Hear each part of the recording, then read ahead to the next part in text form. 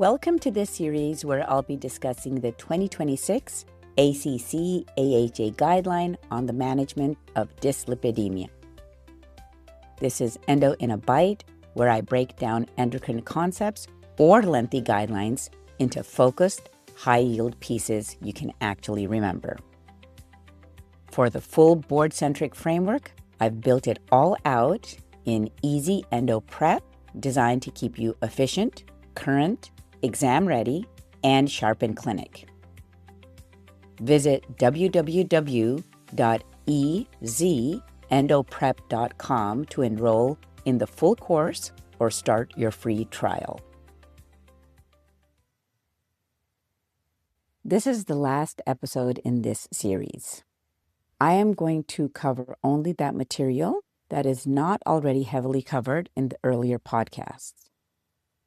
The biggest overall change is this: the guideline is now much more aggressive about risk personalization. It's no longer just, does this patient qualify for a statin? Now the focus is, how much cumulative exposure has this patient had to ApoB containing particles over a lifetime? I've mentioned this before. One of the biggest updates is the formal move away from the Fredewald equation, and the preferred LDL estimation methods are now Martin Hopkins and Samson NIH. Another major update is the emphasis on ApoB. The guideline now specifically recommends ApoB measurement when LDL or non-HDL goals appear controlled but residual risk remains high, especially in ASCVD, type 2 diabetes, CKM syndrome, and elevated triglycerides. The key concept is that ApoB reflects particle number, not just cholesterol concentration. A patient may have an LDL that looks acceptable, but still have excessive ApoB particle burden. As mentioned before, lipoprotein A, now it's recommended to measure at least once in all adults for ASCVD risk assessment. Another major update is the guideline repeatedly emphasizes the CKM syndrome as a major cardiovascular risk-enhancing condition. Cardiovascular kidney metabolic syndrome is now integrated directly into lipid risk discussions and treatment intensification decisions. Now talking about triglycerides and nutrition referral, this area has also become more aggressive. Fasting triglycerides 1,000 or higher now warrant referral to a registered dietitian nutritionist to reduce pancreatitis risk. And triglycerides 150 to 999 with CKM features also warrant nutrition counseling. Another update, the guideline now specifically recommends against relying on dietary supplements for LDL or triglyceride lowering because evidence remains inconsistent and ASCVD benefit is limited. Touching briefly on PREVENT, the PREVENT ASCVD equations are now recommended for adults aged 30 to 79 with LDL 70 to 189 and no ASCVD or subclinical atherosclerosis. The new risk categories are low risk, less than 3%, borderline, 3 to less than 5%, intermediate, 5 to less than 10%, and high risk, 10% or greater. Another major update is the increasing role of risk enhancers. The guideline strongly emphasizes personalizing treatment decisions using family history, inflammatory disease, CKM syndrome, reproductive history, and biomarkers. And the guideline now specifically includes early menopause, gestational hypertension, preeclampsia, gestational diabetes, and preterm delivery as important ASCVD risk-enhancing conditions. And now high-sensitivity C-reactive protein has a more actionable role. If high-sensitivity CRP is 2 mg per liter or higher on 2 separate occasions without another cause, high-intensity statin therapy can be useful even in borderline risk individuals. Talking about CAC scoring, the guideline now strongly emphasizes CAC when treatment decisions remain uncertain. CAC of 0 may support deferring therapy only if no high-risk conditions are present.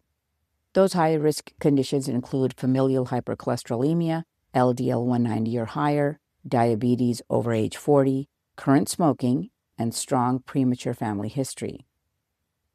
Another major addition, incidental CAC on non-cardiac CT imaging now matters. The guideline specifically states that incidental coronary calcium identified on non-cardiac imaging should influence decisions regarding lipid-lowering therapy. Another newer concept, CAC is no longer just helping decide whether to start therapy. It can now help determine treatment intensity and lipid goals. Now let's discuss one of the biggest structural changes in the guideline, the movement towards explicit lipid target tiers. As I have created that audio aid, there are 3 tiers, 100, 130, 90, 70, 100, 70, 55, 85, 55. Low risk category generally aligns with 100, 130, 90, middle risk 70, 100, 70, highest risk 55, 85, 55. Another major change is how the guideline approaches younger adults with lower short-term risk. Low 10-year risk no longer automatically means no treatment. The guideline now emphasizes cumulative exposure and 30-year risk. Adults with LDL 160 to 189 or elevated 30-year risk may still warrant moderate intensity statin therapy despite low short-term risk estimates. That reflects the newer lower for longer philosophy, decrease the area under the curve. Now remember, in these new guidelines, borderline risk now starts at 3% and intermediate risk starts at 5%. And also remember, CAC thresholds now align with lipid goals. 1 to 99 aligns with more lower risk targets, 100 to 999 aligns with middle tier, and 1,000 or greater aligns with highest risk lipid targets. And finally, one of the most important overall themes, the guideline is increasingly focused on identifying hidden residual risk, not just LDL. It is also considering ApoB, lipoprotein A, subclinical atherosclerosis, inflammation, CKM syndrome, reproductive history, and cumulative lifetime exposure. And we, as endocrinologists, are going to be deeply involved because obesity, diabetes, metabolic syndrome, menopause, PMOS, CKD, and triglyceride disorders all intersect directly with cardiovascular risk. This was another bite-sized episode of Endo in a Bite. If a detail went by too quickly, do not worry. I've prepared the notes for you. Visit www.ezendoprep.com to sign up for the weekly newsletter and have all the key pearls delivered straight to your inbox. You can also purchase the full board review course there for deeper learning and ABIM exam prep. Next week, we will start the ACE consensus statement on the algorithm for management of adults with type 2 diabetes 2026 update.